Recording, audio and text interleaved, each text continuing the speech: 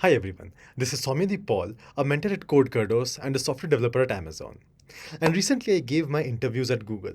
So I just wanted to share my experience of how those interviews went, how did I apply, how did I prepare, so that in case any of you are also preparing for Google, this may be a little helpful.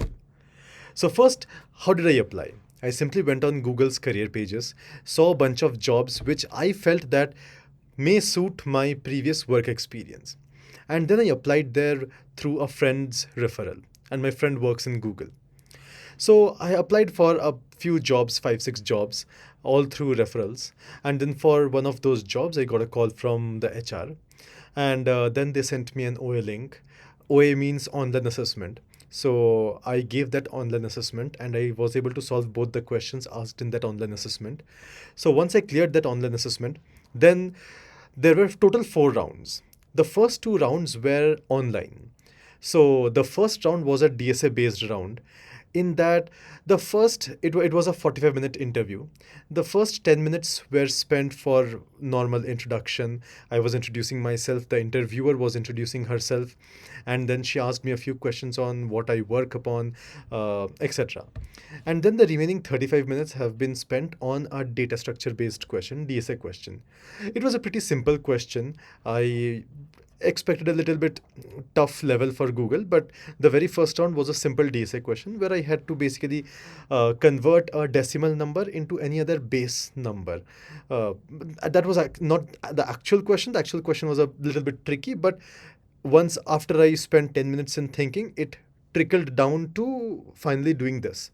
Let's say I have to convert a decimal number into base 5 or base 7 or base 3 or base 2, which is binary, and so on. Okay. So that was the question, and I was able to code it. We had a shared Google Doc, so I was coding on that Google Doc, and my interviewer also was able to see what I was coding. I did not have to share my screen, so if you guys think that you can cheat, I would suggest don't cheat because you then also will be having offline interviews. So if you cheat in online interviews, which are easier, then probably you won't be able to do anything in the offline interview anyway. Okay, so that was the first round. The second round was also an online interview, which was the Googliness round, where there were no DSA questions, and all the interviewer asked for 45 minutes were scenario based questions on my previous past experience. Questions like, tell me a time when you had a argument with your manager. What was it about? How did you resolve it, etc. Tell me a time when you were given a challenging task at work. How did you approach it? How did you solve it, etc. Or maybe something like, tell me a time when you were given a huge task to complete within deadline. Did you take any shortcuts? Did you prioritize something else, etc. So those were situational based questions, situational behavioral based questions to test your thinking, that whether you are not just knowledgeable as a developer, but you also have some common sense. You can also be a team player. You are a sensible person. You are a smart, sensible person, and not just someone who has bookish knowledge. Okay, so yeah, and so that was the second round. So once I gave those 2 rounds, then after about 2 weeks, I got a call from my HR that yes, the feedback of those 2 online rounds were positive. So I cleared those 2 online rounds. So now she will be scheduling my next 2 offline rounds. So I went for the next 2 offline rounds. And in the third round, which is the first offline round, I was given a DSA question. So that was a little tough question. That was a graph based DFS question. So I was given a base question first. I quickly told them that, okay, this is my logic. So they told me the question, they explained me the question. I quickly told them this is the logic, and they were satisfied with it. They asked me the time complexity, the space complexity. I told that, and the interviewer was satisfied that yes, I was able to give the most efficient solution for this question. So then he tried to increase the difficulty and gave a follow up. So again, I was able to solve the follow up question also in 2 minutes. And that was a binary search based follow up. So the first base question was solved just using normal DFS. The first follow up was solved using DFS along with binary search. And Then again, I told the time complexity, the space complexity. The interviewer was again satisfied that, okay, I told the correct complexities, and my logic was also correct for the first follow up. Then again, he increased the difficulty level and asked for a second follow up. So I was able to give the answer, the logic for the second follow up as well. It took me some time to think, about 5 to 10 minutes. But whatever logic I told, the interviewer was satisfied with it. He asked me the time complexity and space complexity. I told it, and he was satisfied with that as well. Okay. So I just want to specify one point here, that if you see, for the base question and for the first follow up, I was able to instantly give the answer. It struck me, and I was able to instantly give the logic.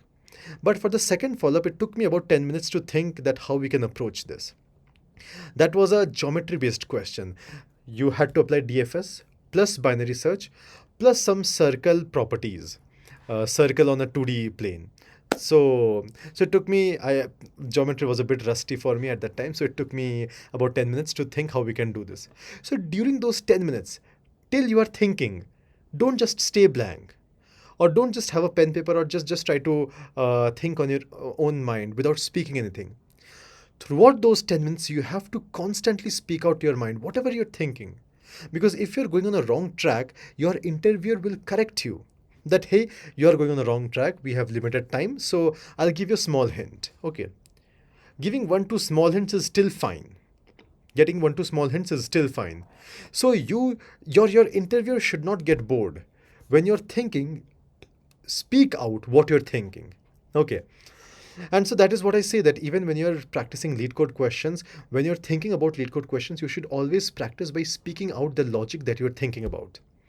So yeah, I was constantly speaking out that, okay, I'm thinking this, and so we can have this, and so I'll draw a circle, I can draw tangents like this, I'll have 2 points, etc.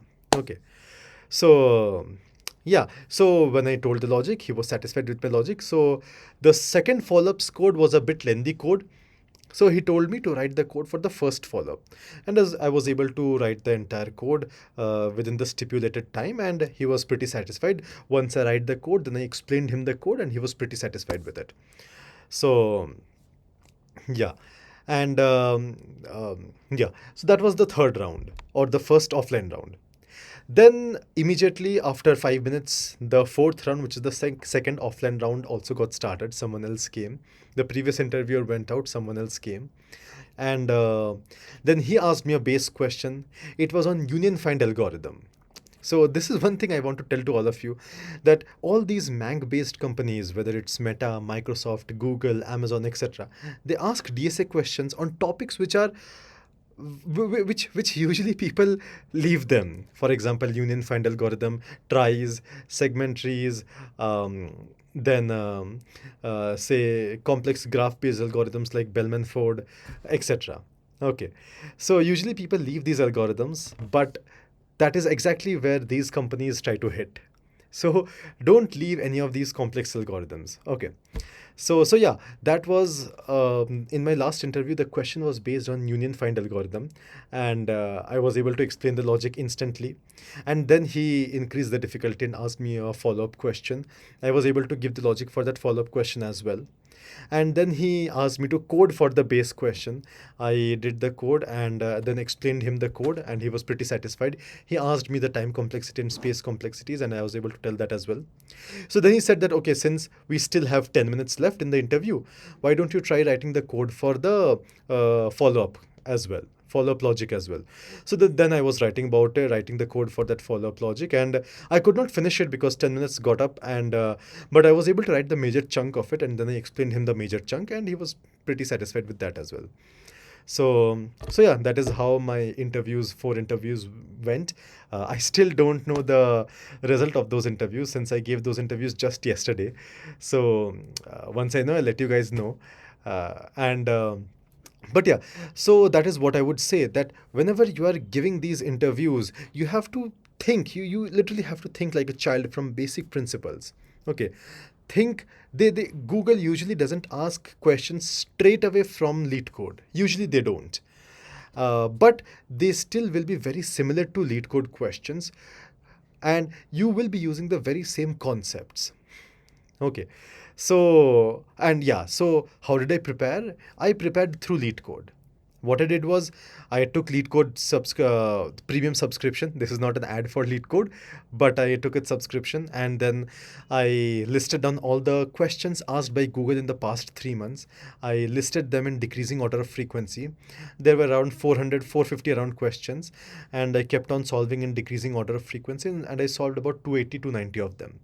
So once you solve more than 250 of those questions, you will feel pretty confident about any interview. And and yeah, one advantage is that if you do so for Google, you would have also automatically done it for Amazon, Meta, Apple, Microsoft, etc. Because majority of those companies end up asking similar kind of questions. So, so yeah, that's all for today's video, I would say, and I'll see you all in our next videos of our system design series and DSA series.